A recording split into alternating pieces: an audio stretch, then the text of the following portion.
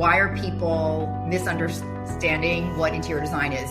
For example, people might say, why are people getting a master's degree at GW? It's so expensive, and it's interior design. Anyone can be an interior designer. And we know that that's not true. Welcome to the On the Wall podcast, where we engage in conversations with artists, designers, enthusiasts, and visionaries who shape the world of interiors. Today's guests are Professor Stephanie Travis and Professor Catherine Anderson from the Corcoran School of Art and Design at George Washington University. If you enjoyed these conversations, please subscribe, leave a rating, leave a review, and share this podcast with a friend.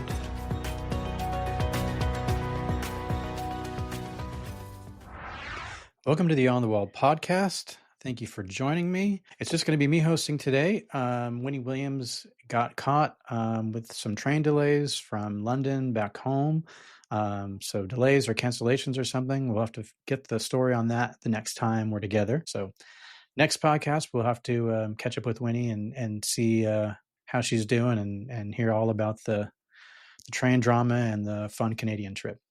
But today I am joined by two professors, Stephanie Travis and Catherine Anderson, who are both professors at the Corcoran School of Arts and Design at George Washington University. They have recently teamed up to write and publish a book called Interior Design is Not Decoration and Other Ideas. Stephanie and Catherine, thank you for joining me today. Thanks for having us.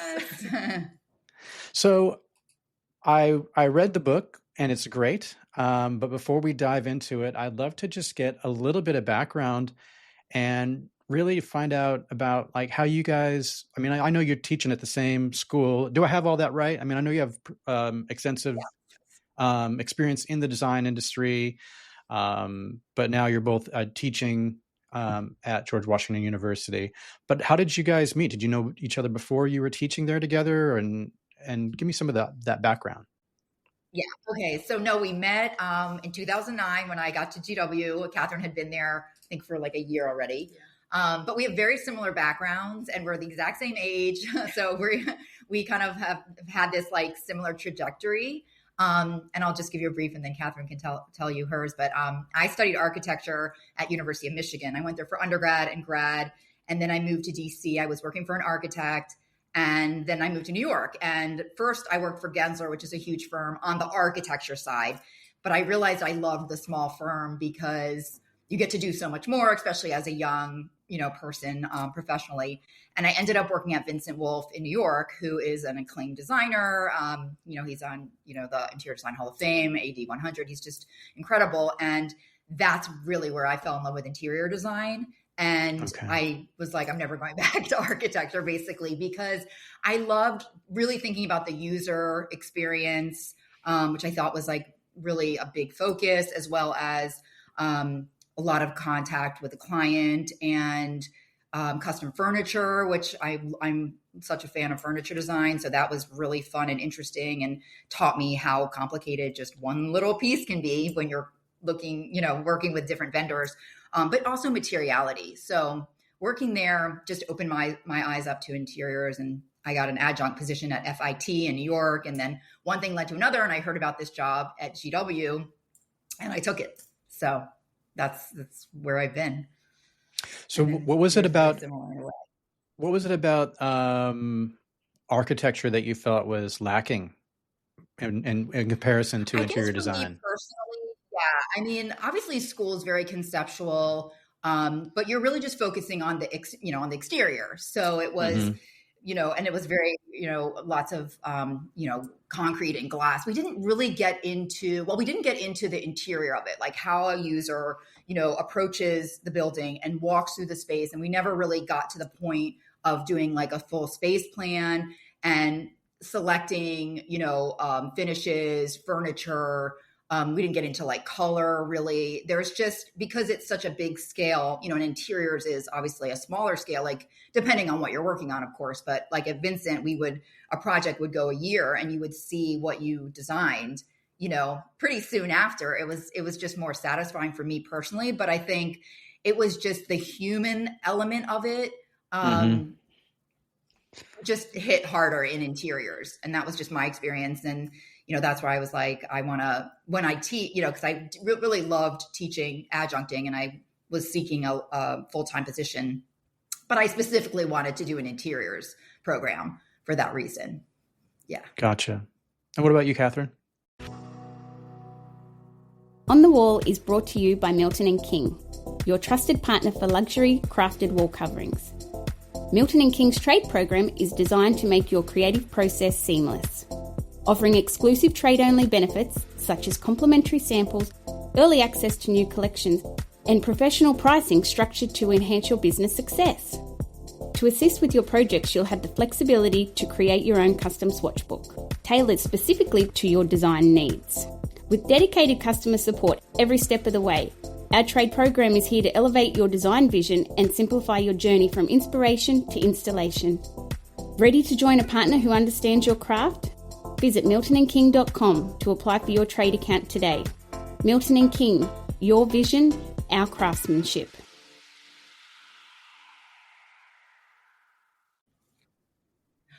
Well, as Stephanie said, I also graduated from architecture school. And so my first job working was looking at restoring bathrooms and stairwells. And I was pretty miserable. I didn't realize that this was the life of an architect. And then I had an opportunity to work at a different firm. And that's mostly what they did was interiors. And, in architecture school, they never uttered the word interior design. Like those two words are never put together. And so that's interesting. It opened up a whole new world for me. Yeah, it's crazy because the two disciplines are so closely aligned with each other. So I started working and I realized that I love the speed with which you work, the ability to actually have your hand in the design, because when you're in architecture, you just don't have that opportunity. The scale of the work, as Stephanie mentioned, is completely different. One of the jobs that I worked on was taking up an entire city block. And oh, wow. But the project took probably close to 15 years to complete in Washington, D.C. So that's when I realized I don't want to ever go back to architecture. So then I worked professionally in interiors, and then I had an opportunity to teach. And then that's what I just got really hooked on teaching. So I left in 2007, the sort of the working world, and so joined academia. And, I think we both feel pretty blessed to be teaching. Yeah. I mean, it's good to have that professional experience, like really putting together a construction document set, getting into sort of the details. I think that's one thing. Like in other disciplines, they come right out of a PhD and they go right to teaching, and that's the norm. But I think in design, it's really important that, we have that experience and that we take the NCIDQ because we're telling our students to take that exam. And so it's worked out. Yeah, it's worked out really well. You have the practical skills as well as the conceptual. Yeah. Yeah. Right. So, I mean, aside from, you're both in the same environment. What is it that brings you sort of together, like a meeting of the minds on, because this isn't your first book, right? You've written a book together before.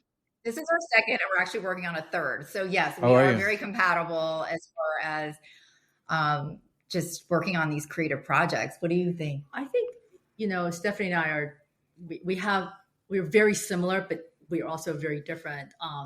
We approach design in a similar way, but then we see different things. And so I think working together, when you work in a firm, you're very collaborative. You never work on a project by yourself. But then when you switch to academia, you're basically teaching on your own. You have some collaboration with your colleagues, but it's just not the same. And so when Stephanie and I would just talk, we would always be talking about design, the students, the sort of the state of interior design, always had some ideas brewing. So it was just always natural for us. So we started out as colleagues, but then we just became really good friends. So then how did the idea for this book come about? Was one of you the catalyst, or how did it come about? I think we both kind of had the same thoughts, which are, why are people misunderstanding what interior design is? For example, people might say, as an interior designer, you're just picking finishes, or you're just doing the paint color, or, why are people getting a master's degree at GW? It's so expensive. And it's interior design. Anyone can be an interior designer. And, we know that that's not true. To be a designer, you need education, and, there's a plethora of other experiences. But it was kind of like, gosh, this is such a dynamic profession, right? There's so much that we need to know to be successful. You need to understand psychology. There's obviously materials and finishes. That's one aspect, but there's also codes and understanding people and technical, there's just everything that, all the chapters in the book. So the title is like a little cheeky, it's like interior design is not decoration. I mean, of course it is decoration, but it is so much more than that. And that's what we tried to do. So it's really kind of a love letter to like 30 years in the industry, each of us. And, being that we were very compatible, when we broke up all the chapters, we're like, if interior design is not decoration, what is it? It's, and that's where the chapters come in. It's, media and culture, it's products, it's the profession. And then we sort of like naturally were drawn to what we were each interested in, which was like a good balance. And so we each took our own chapters. Exactly. Yeah. I guess it's not a way of saying like the common perception of interior design is incorrect, but you're basically saying there's a whole lot more to it. It's just what most people think of it is just a very small window into the larger field, I guess. Right. And even decorating is, you need a really great eye. You need talent. Like even people who are just doing decorating, they're not, they don't have a degree and maybe they're just focusing on residential or smaller projects.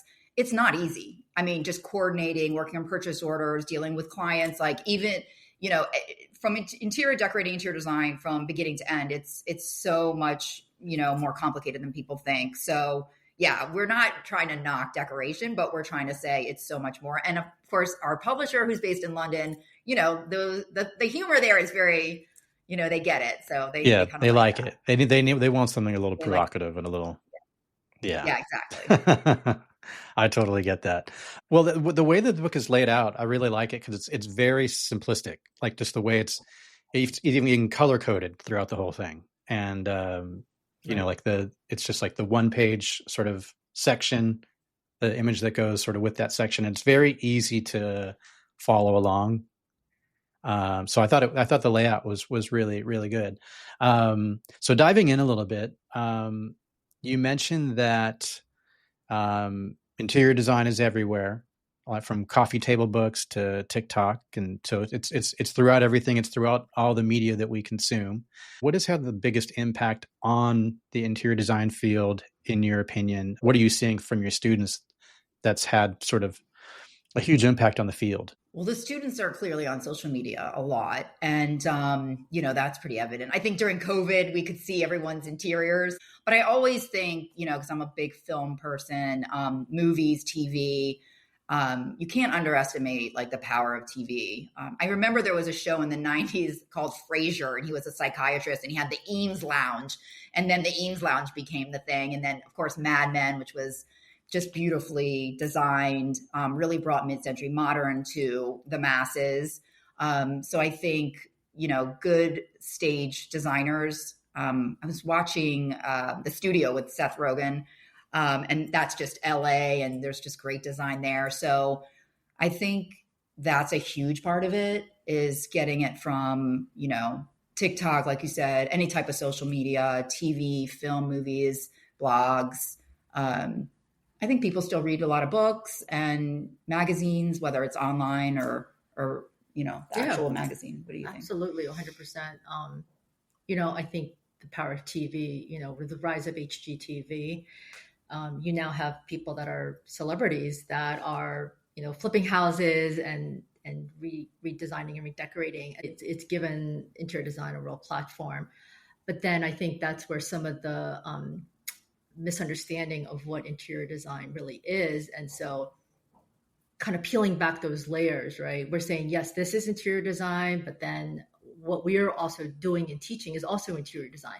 So I think that's where the ubiquity of TV shows is good, but it can also then lead to people coming in and trying to understand, then why are you giving a degree? Why is there an MFA in interior design?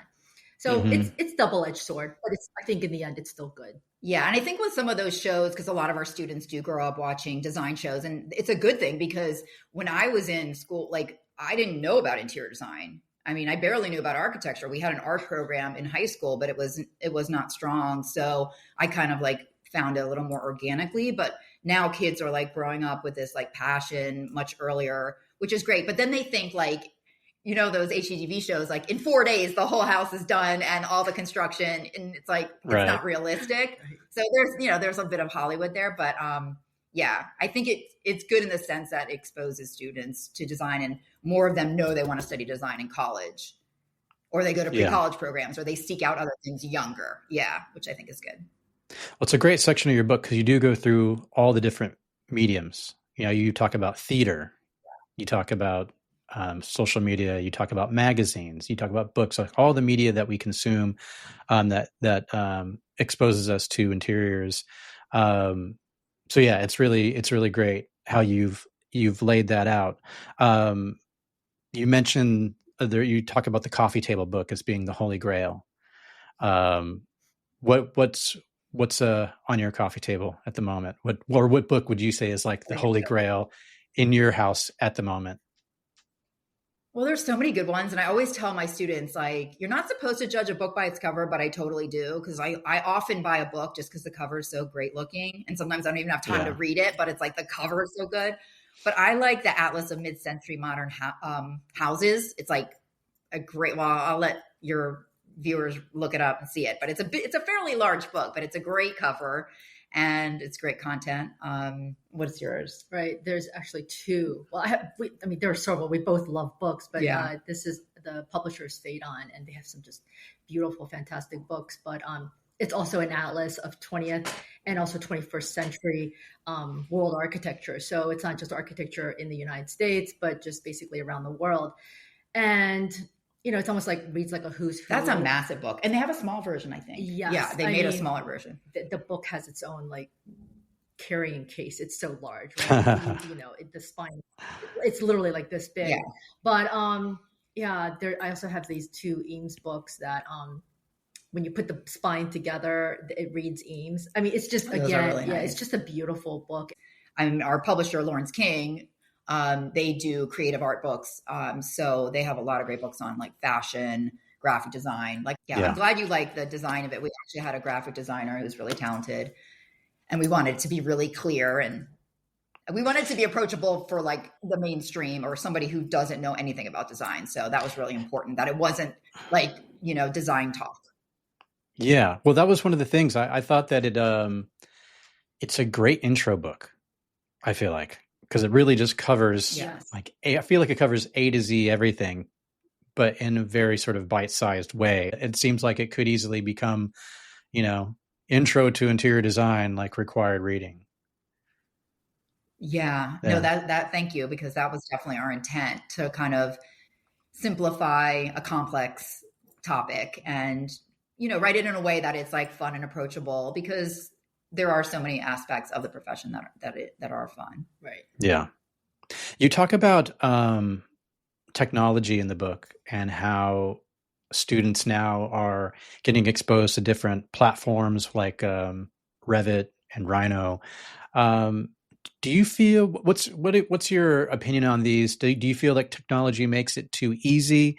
Does it ever get into the way of learning the fundamentals? Do you find that it's making your students skip over the sketching, the ideating, like all those kind of concepts that you have in your book? What's your thoughts on that? I don't know who wants to answer that one. I can answer that. Definitely, we actually force them to work analog. So while we have a laser cutter, we do require them to actually make models. Yes, we have computer software, but you have to learn how to sketch first. So the technology in and of itself is never bad. I think some students use it for shorthand for creativity, and you can never sort of work around the fact that you have to work through the creativity, right? You have to figure it out by doing the making. So I think in that sense, some people think, oh, well, if I just use fill in the blank of whatever software, it will generate the ideas for me. And that's really not the use of technology. It does make an idea easier, or if you're trying to do something that's very repetitive, those are great ways that you use the software. But a lot of times students think that that's the way to creativity.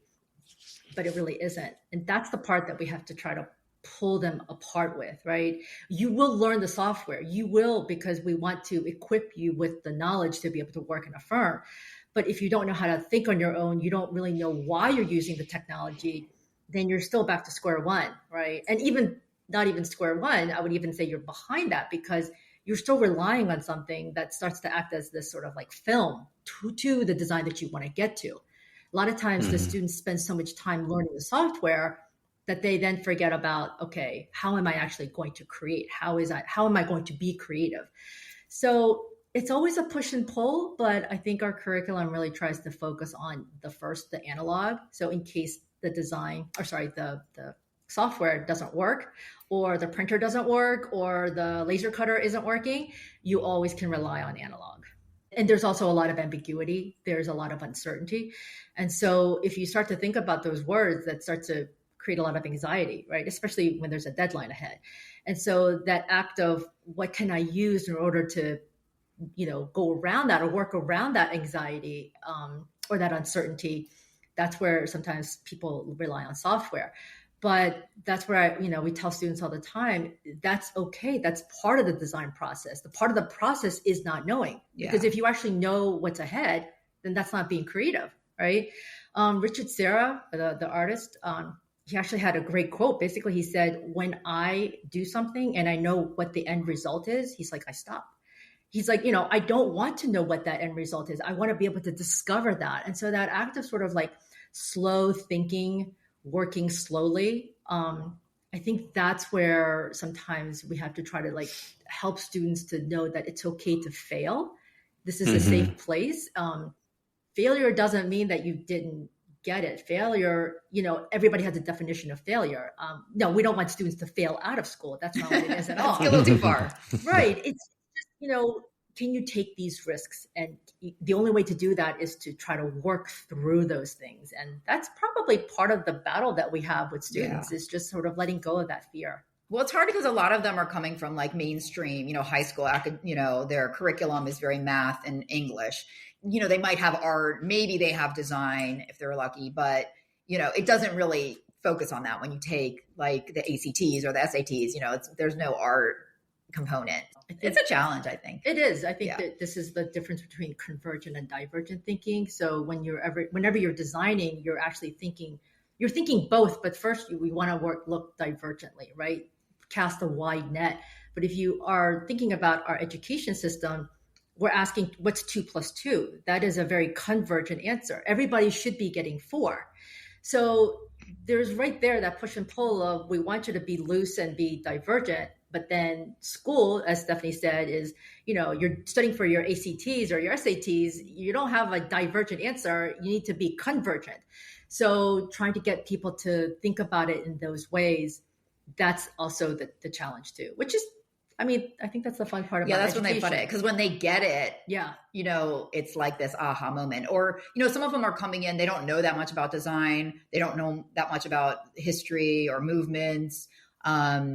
And it's great to open their eyes to something completely new because, at the end of the day, like everybody is surrounded by interiors. Like we spend 90% of our time inside and most people don't understand it. So, I'm teaching a freshman seminar for all majors on modern architecture right now. And it's great because I have biology majors, political science, and they're all, confronted with architecture. They're moving throughout their day and there's buildings and interiors, but now they're going to understand. I always say like this class should be required, because everybody's living in this world. There's not that many disciplines that every single person is around. Affected by it. Yeah. It's like accounting. Like I don't know much about accounting, but like everybody, every accountant, spends time in buildings. Yeah. So it's great, for our students who, some of them end up, I'd say most of them do become interior designers, but some go on to grad school for other things, or they kind of maybe become, educators or go into like fashion or other, but it's just a great thing to understand. It's a great profession or discipline to like really, really study because it's going to be with them forever. It's like a whole new language. I like what you said about, not having the fear of failure, because it also, I think, opens up the possibility of the happy accident you know what I mean? Or the Ford, Yeah. you know what I mean? That where you end up at a 100%. place that you didn't Yeah. expect, but it ends up being a great Yeah. result. So yeah, I think it's good to sort of teach that sort of letting go of, you know, things having to be perfect or one way, or like you said, you said divergent thinking. Yeah, I think that's great. In the conceptual section of your book, you go into the idea of critiques and how it's more than just harsh words, and the value of critiques, and I guess being able to review and evaluate and those kinds of things. Can you give any examples of when you offered critiques to your students and kind of how that maybe had improved, or maybe how it was received, but what it led to in terms of the final result? I think there are sort of like there's a spectrum, right? There are students that want you to tell them, what do I need to improve this, right? And so they're very receptive and they're very open. And then there are students that say, I will take your feedback, but then I decide whether or not I will take it upon myself to change that. So there's definitely a happy medium, right? The act of judgment, the act of discerning whether or not this feedback pertains to what it is that you're doing, that takes a level of design maturity, right? So not all critique is helpful critique, right? As a professor, yes, we're obviously trying to move the project forward, but it's also, as a professor, it's also how you deliver the critique, right? So sometimes there are things that you want to say to improve it, but you don't necessarily go straight in for that. You might start off by saying, this part of your project is really successful. I think that you can keep going with this. And then you follow up by saying, I think there are some things that you could maybe work on. So I always try to approach the critique as a discussion. The critique isn't sort of gospel that's being handed down to the student, right? Because I always want to know, what was your thinking that got you to this point? Not, I see what you've done and I either like it or hate it, right? Because a lot of times students go, do you like it? And I try to explain to them, it's not about my liking. It's not about my education. It's really about, can we talk about what got you to this point, and is your response appropriate? So I think that's trying to help students understand what critique is. It's sometimes very fearful because nobody wants to be told that you could improve on something. Very rarely do students just go, yes, just tell me. Yeah. So I think the approach of the professor trying to help students understand what the critique is, it's not me trying to tear your work down. We are trying to improve it. Talk to me about what you did so that I can give you that feedback that's appropriate. And I think this took me a long time to learn, though.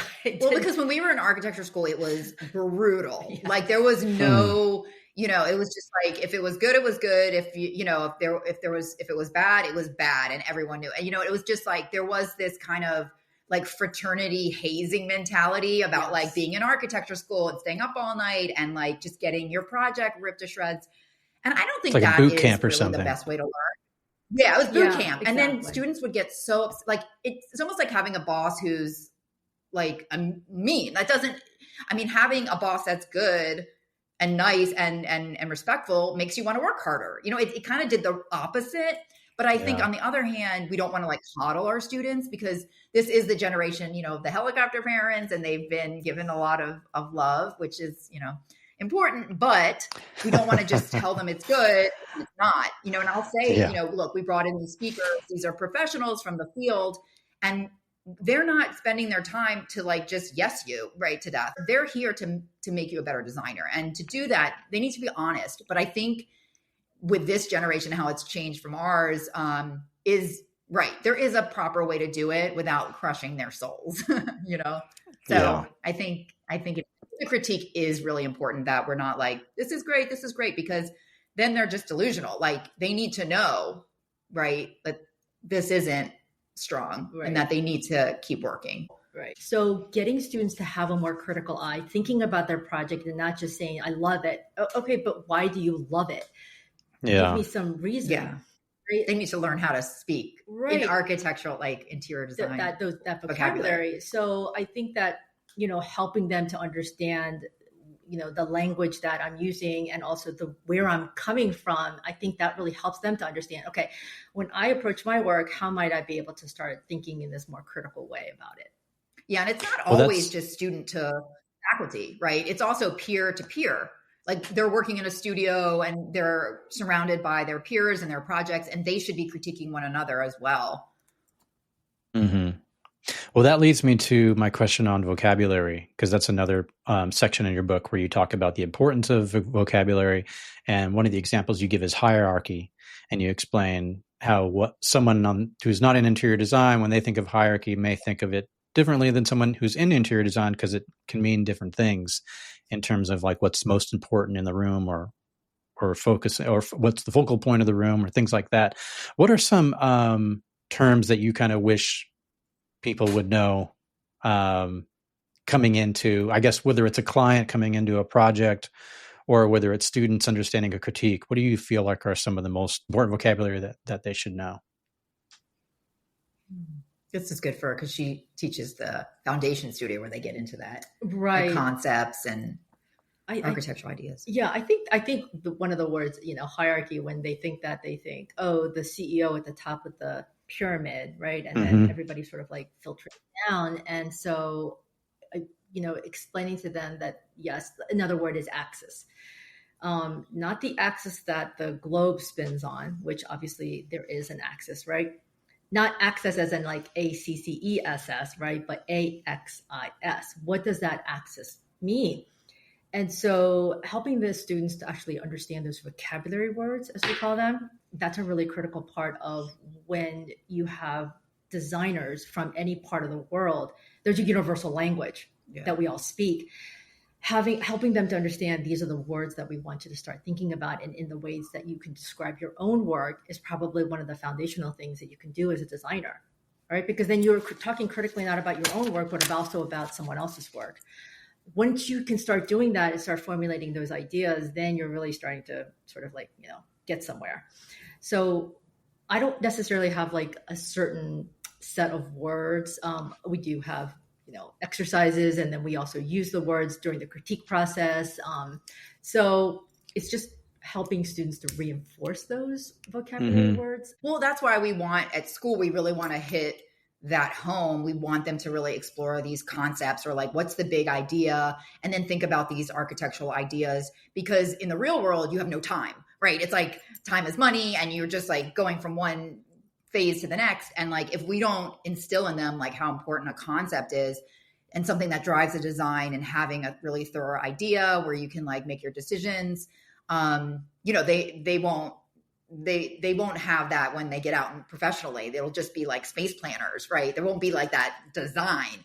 So we do emphasize a lot like concept. And even with my freshmen now, who are all majors, and so it's not a traditional studio, when we're looking at different buildings, we do focus on what's the architectural concept. And we usually use, to simplify it because they're so new at this, like a spatial verb, like extending views or interlocking shapes or something. And then we talk about architectural ideas. So they're, at first they're like, well, the idea is glass. And I'm like, well, glass is not an idea. What is glass doing? And they're like, oh, it's about transparency. And then glass is a way it's achieved. Or it's about, nature. And then you have the indoor outdoor components. So they don't understand that at first. They're just like, oh, there's, this or, they're just what they see. Exactly. And then we start to break it down like, okay, there's this overall like architectural idea. And then you have these, how do you achieve those? And I always tell them, like, if you can't back it up with a couple examples, then it's probably not a really strong idea. Right. And I think then you get them as sophomores and they really start applying it to their own work, which is exciting. Cause you can look at all the buildings you want, explore interiors, but when you're actually creating one from scratch, that's where the creativity starts. Yeah. It's like critical thinking versus creative thinking. Introducing Benchmade Modern. Tailored sofas crafted just for you, delivered in as little as 4 weeks. Create a custom piece that perfectly reflects your style. Choose from our collection of designs from timeless to modern. Customize the size, then personalize with your ideal fabric, cushion, and leg style. Discover your dream sofa today. Right. You mentioned design thinking in your book, and you talk about how about the human focus, that essentially the design should be serving, I guess, the human, and whether it's function or comfort or whatever like that. And I've always found that a lot of times, especially in the world of design, and maybe more so in contemporary design, but I guess so, and also in older design too, I guess, you have things that look great, but they're not necessarily the most practical or the most functional, or certainly not the most comfortable. Just curious to know your thoughts about that and what you're seeing, like coming out of design firms today. Do you feel like they have the human element in focus in their design thinking, or do you think that's something that's lacking? Yeah, well, I think the good ones do. What's that quote? It's like the interior should fit the human shouldn't have to fit the interior. So we kind of emphasize, like, to our students, like, you want to design for the most amount of people. So if you're doing a shelf, you don't want it too high, because then only so-and-so percentage can reach that. I mean, some of the designers that I think are just doing incredible spaces, and many of them are actually in our book, because we've reached out to our favorite designers, and a lot of them have spoken at GW. Space Copenhagen, based in Copenhagen. They do furniture and also interiors. And I think their spaces have such a human quality, just the materiality, the color, the textures. They did this beautiful hotel in New York, 11 Howard, which is just, it's very Scandi, but it just feels amazing. Yeah. Mm-hmm. We also love Neri and Hugh. They're represented there in Shanghai, and their work is just really thoughtful. It's very innovative. Yeah. Every project is so based on that context. So they're not just like regurgitating ideas. I think Sal and McCone, based in Brooklyn, are doing really great things. What else? I mean, I loved working for Vincent Wolf. His work, he has a very global eye. He's a real traveler, and he's a photographer, and he's just a genius at, putting things together. And all the projects were very eclectic, and that was a real eye opener. Yeah. So I think the strongest projects are the ones that actually start with a concept. And so that goes back to our first book that we collaborated on, 25 Concepts in Modern Architecture. We try to explain to students that designing is like writing a paper. So if you start writing a paper, but you don't know what you're writing about, it's sort of all over the place. Mm-hmm. And so that's what we try to explain to students, is that the concept is what you're writing about, right? And so you have to test your theory, meaning if you have an idea and you have a concept, those two things have to align, right? You're always in support of the concept, just like if you were writing a paper. So we talk about that sort of like that's the glue that holds the project together aesthetically, right? In terms of functionality, it's almost like, think of a utensil or any kind of gadget that you have in your kitchen. If you have something, it looks good, but it doesn't work, what do you do with it? You just get rid of it, or it just sits there, right? Yeah. Now, obviously, spaces are a little bit different, but you can clearly tell when something isn't working, right? You've gone into a space and you're just like, why did they do this? If only they could have done that, right? Mm-hmm. So I always tell students, and Stephanie does too, that functionality is not a concept. It's the basis, right? You have to meet that criteria of, does it do the thing that the client or you said that it was going to, right? And then, so that's where, the function and also the concept, that's when you start to bring those two things together. That's when you actually have an interiors that really starts to talk to people. So for me, functionality is just, it has to be done. It's a given. Yeah, exactly, right? It's the lowest threshold, because otherwise, what are you doing? You want it to function, obviously, but you want to go beyond that. Like, you want your users to walk in the space and be like, how did they think of this? We don't want to, just like create themes or copy, do a French restaurant that looks like Paris. Like, what do you bring to it that's going to wow someone? So it's hard. That's why interior design is not decoration. It's hard because it has to function, but you also want it to be innovative and creative, and you want people to feel good in it. So it is really hard. Well, that sort of leads me to you have a whole section that talks about project types. And when I was going through that, there were some project types that I didn't even really consider the design of it. But you give an example how, if you want to serve Italian food, you don't need to build a miniature Rome.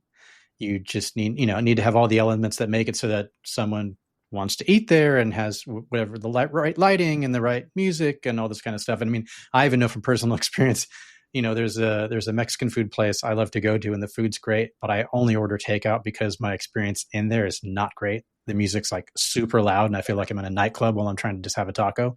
And you can't have a conversation with anybody next to you. But you even had you talked about healthcare and how, and I like, that's the one I didn't think about, how, the doctor's office or examination room or whatever it is, like you don't really think about, is this space designed properly for what's happening there?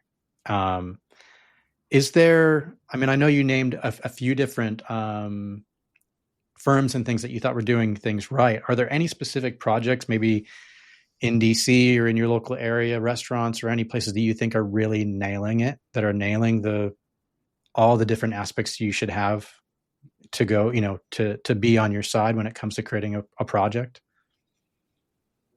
Yeah, I always say I'm not a foodie, I'm a designer. Like I will pick a restaurant just based on the vibe. Yeah. Well, as far as I love coffee shops, I think they're such a great third place where you can just hang out and just. What do you mean third place? When they nail it, like it's not your home, it's not your work, but it's a place you go and you could work there, you could meet a friend. It's beyond just grabbing a coffee, right? It's a hangout.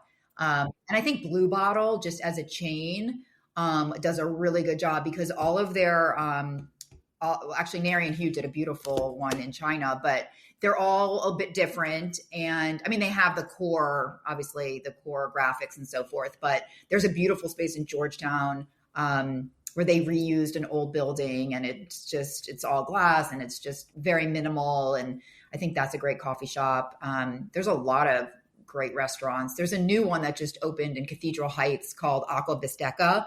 It's a Michael Mina restaurant and it has this beautiful bar where just the bottles just glow and sort of this curving banquette that moves throughout the space. And it's so beautifully lit. You want to be there. And it's, somebody thought of that. Someone said, you know what, we want people to look really good in this space. So obviously lighting is very important, but you just want to be there and engage. And of course the food's good. I just think that when you go to a space, there's this, there's a feeling that you get, right? And there's a fancy architectural word for it called phenomenology. I just call it a feeling. And so whenever I step into those kinds of places, that's the reason why we ask students to go to places, because then you start to create sort of this Rolodex or, cabinet full of memories of spaces that you've been in. And so your body kind of retains that knowledge, right? And so the more spaces that you can go and create that like dictionary of spaces that can also start to influence your designs. There's a section in your book on materiality, and you discuss the use of stone and brick and wood. And I was just curious to know, I mean, I see you, in terms of where you are and what you're doing, to possibly be kind of on the forefront of new materials, whether it's like recyclables. Or is there anything that you see in design kind of coming up that is different than, I guess, your traditional materials that excites you at all or that you find interesting? I think there's one material that's kind of interesting. It's mushroom. Yeah. It's some sort of like it's a mushroom. And so they've gotten it to the point where it's so stable. It's so strong that they are actually using it for columns. Really? Columns. Right. But the fact that it's so rapidly renewable, it's biodegradable, right? It's kind of fascinating. So I'm always on Dzine, which is this British sort of blog. And so they're always introducing these new materials. Unfortunately, they're not mainstream yet. Yeah. But maybe within our lifetimes they won't be. But I think that any designer should really be thinking about what's the future of this material. And if they don't know, that's where they contact the rep, right? The rep would really know about these things. And so you also, as a designer, want to make sure they are not greenwashing the material, meaning can you do a little bit of research to try to understand these materials? And even some firms have come up with what they call a red list. We do not specify any of these materials because of the fact that they're harmful to people, right? There are literally carcinogens that then are harmful to people. So I think that, because if we think about how much time we spend indoors, right? Over 90%, if you are in a space where you can smell some sort of off-gassing, that is not good, right? That new car smell, you have that new car smell, that's very toxic, that is very dangerous. And so thinking about human beings, not only for the people who are then inhabiting the spaces, but also people installing those materials, right? I feel like it should be some sort of conscious effort on all designers' parts to really think about the future. One great place to access great materials is Material Connection, which has a big resource center in New York. Our school has a partnership with them. So we have some, we have a cool kind of setup with a lot of really innovative materials that are there to just give our students some ideas, little inspiration, because, again, they're just coming from, there's stone, there's, and we do have a great material library, but we don't want them to just, use what every other building uses. I don't think I'm going to look at new car smell the same way now. I've always had a positive impression of it, and now I'm like, maybe I don't want to have the new car smell. No, you don't. Well, that leads me to the technical aspect of your book. You go into the importance of codes. You even reference was a Babylonian text that says, where someone got the death penalty because if they didn't build a structure, or if it ends up falling on the person and the person dies, like they can get the death penalty. So these codes and the idea of codes are building sound things go a long way back. But I always know there's sort of a balance between safety and, I guess, practicality. And I was just wondering, how do you feel about that? You're obviously, I'm guessing that's part of when you're teaching your students as well, that you're teaching things got to be up to code and all that kind of stuff, which I guess is different depending on where you are. Different localities will have different codes and things like that. But do you ever think that the codes can go too far and really sort of hinder growth and, prosperity, things like that? I mean, I don't think so. I think, well, you wrote the chapters, I'll let you. But I was just going to say, I actually think it's good to have these challenges. It's it's like doing a puzzle. You can't just do whatever you want in interiors because you do have a shell, so you're working within constraints. And I think that just makes having those challenges just kind of is an impetus for creativity. So as the projects get larger and you go from residential to commercial to healthcare, then you can't use the same materials and you need to have egress and certain amount of occupancy and spaces. And I think that makes, it definitely heightens the challenge, but I think that's what makes good designers is having those considerations and being able to, still create good work. Absolutely. Yeah. I think though, we probably don't think about life safety issues because we understand when we enter a space, we will just leave it the way we came in. But let's say there's a fire literally in front of that. Now what do you do? And you can't see, right? There's smoke everywhere. So you don't think about those kinds of things until, hopefully, God forbid, it doesn't happen. And so one of the things that the NCIDQ exam challenges us as interior designers is, can you create a safe space for people? So the NCIDQ exam doesn't ask what kind of color combination do you think goes with this kind of space. It's really about testing your life safety. Yeah. Are you using the right materials that are appropriate to make it so that people aren't slipping and falling? It's not a hazard. So getting students to understand that that's the reason why you're getting an education. That's the reason why there is an exam. It's actually critical. So yeah, we have some parameters besides, cost or time, right? Mm-hmm. So working within the building shell, right? Trying to understand, okay, where's the second means of egress? Those are all kinds of things that you as a designer, especially in a commercial setting, you're getting hired. That's why you're getting paid. Right, yeah. Exactly. Not, well, I have a really good eye and I can put these things together.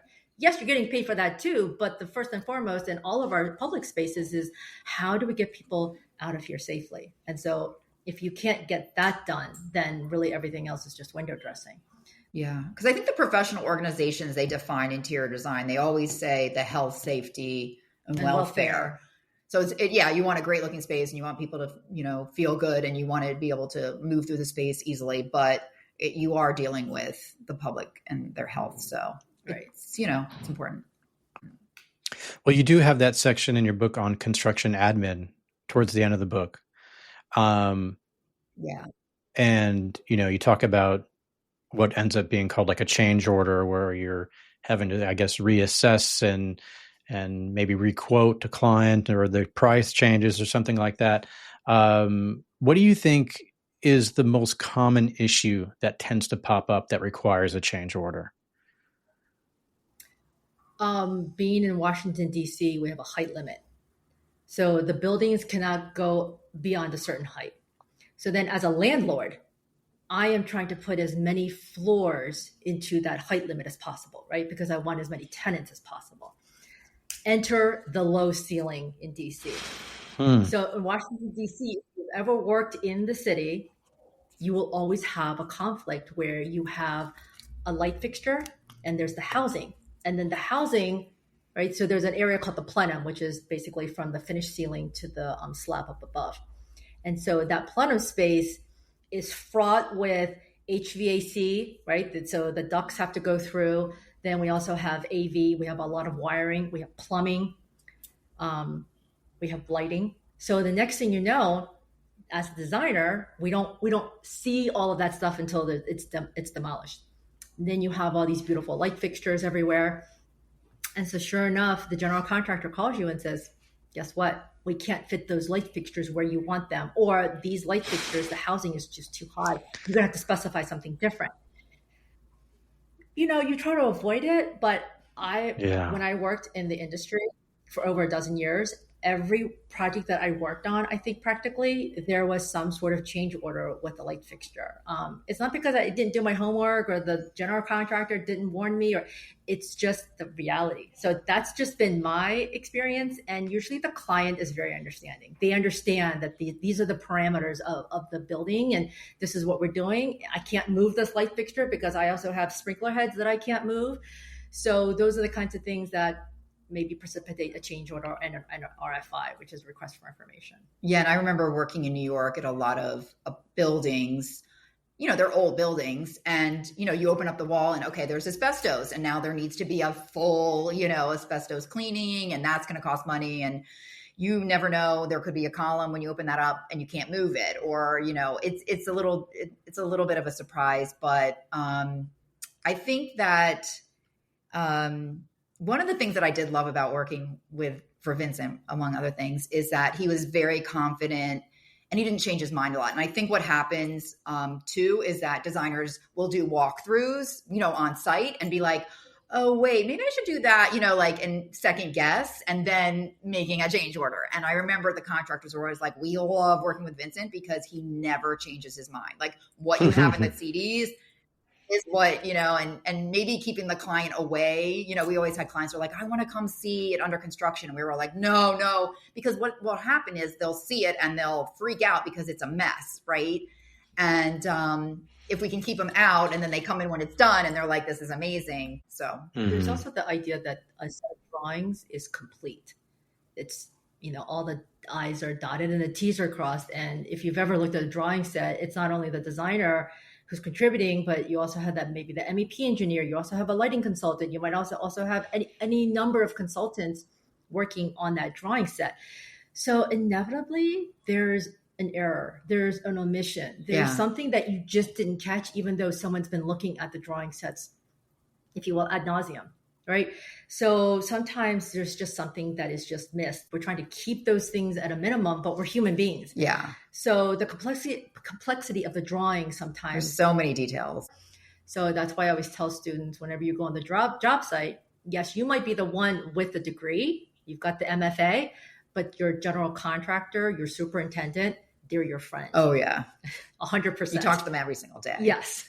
Be nice to them. Yeah. But you do have to be really organized and detail oriented to be a designer, especially if you're managing a job. But and multiple hopefully ones. there's like a little padding, so if there's a small error. But yeah, Right. It's almost impossible to not have, with all the dimensions and all the details.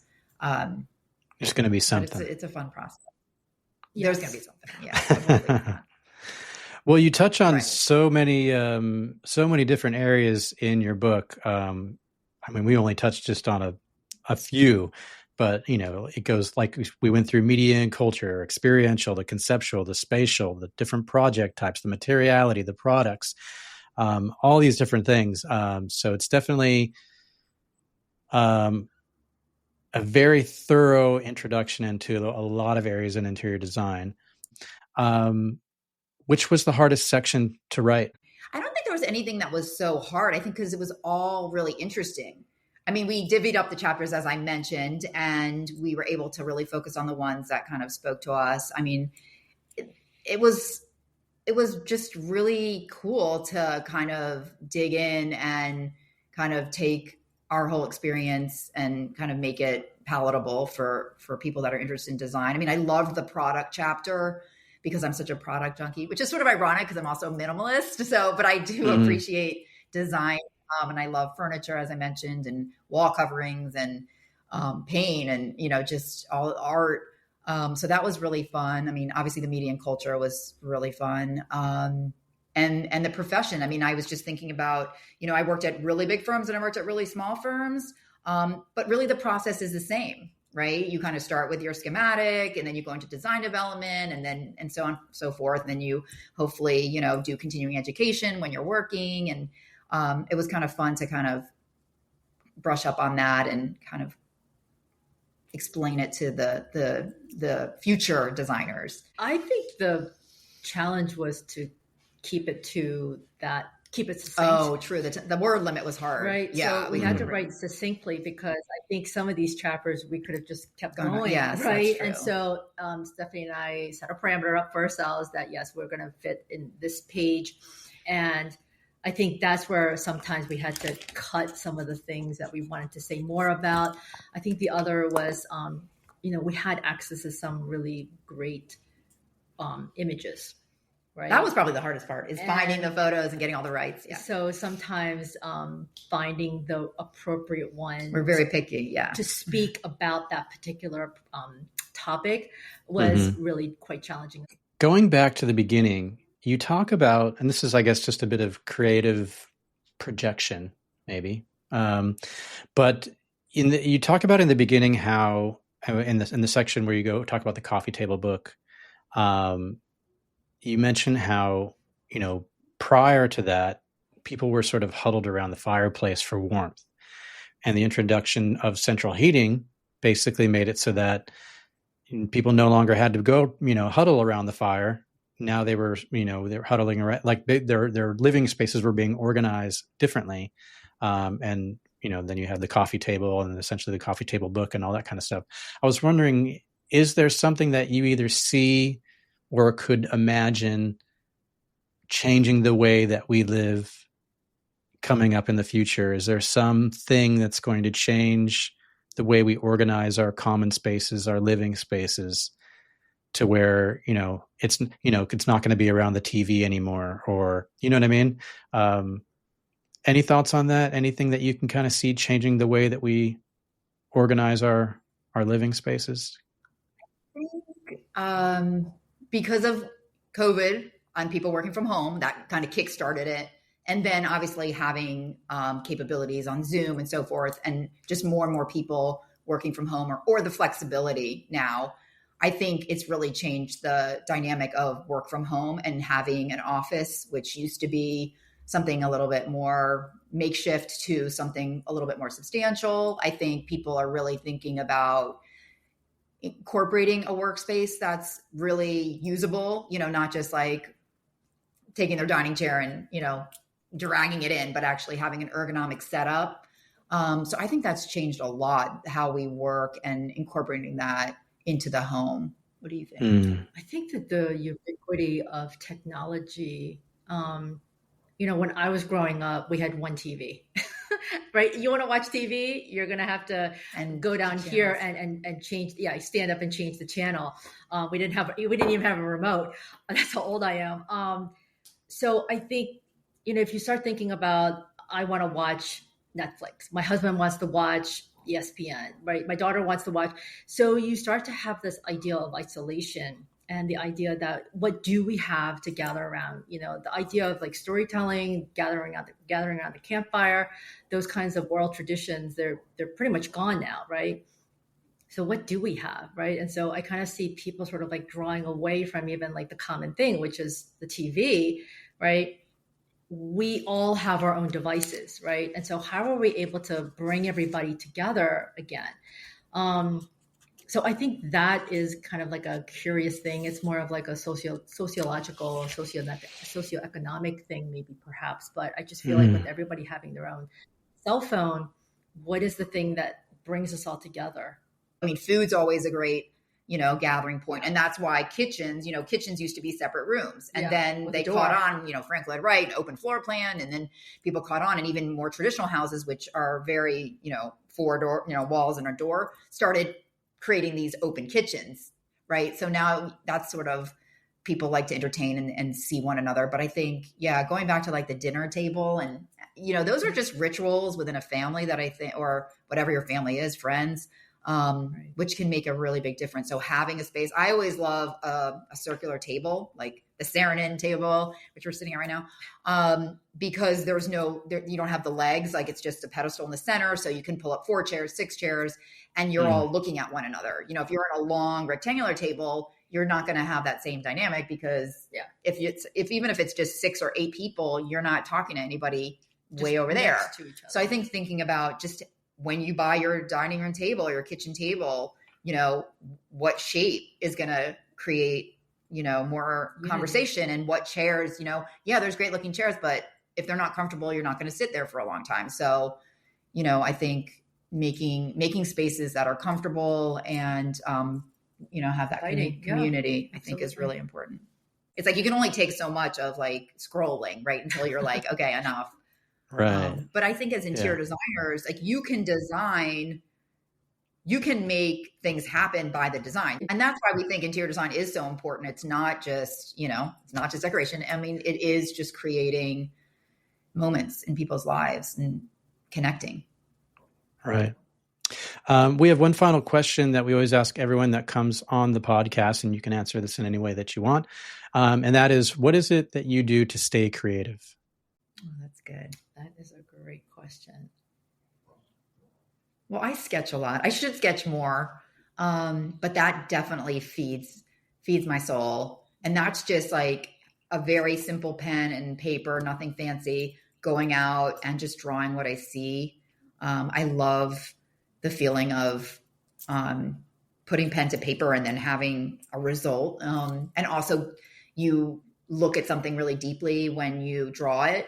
You really know what that building or environment is after you're drawing it. So I've always loved sketching, watercolor too, but that's a little more high maintenance. So thinking really simple. Yeah, I would definitely think travel. Yeah, I think travel is one of the fundamental things. Again, not knowing, going to a place that you're maybe unfamiliar with and having to navigate through that. Whenever Stephanie and I go, we hit the pavement. We are walking. But that's also another way to really kind of in your mind remember how the city is. I think also I love working with my hands, and so right now I took up bookbinding. The act of making, there's a knowledge with any kind of thing that you do with your hands. So even if it's drawing or cooking or making, there's an architect who, he basically says there's a knowledge that your hand has that starts to become embodied with what you're doing. And so at first I thought it was always me, just why do I like to make things? I don't know why, right? But I have now realized that act of making anything, whether it's crocheting or I don't know, even making a cookie or something that I don't know about, this act of bookbinding engages me to the point where I kind of get lost with the time. I kind of get in this flow.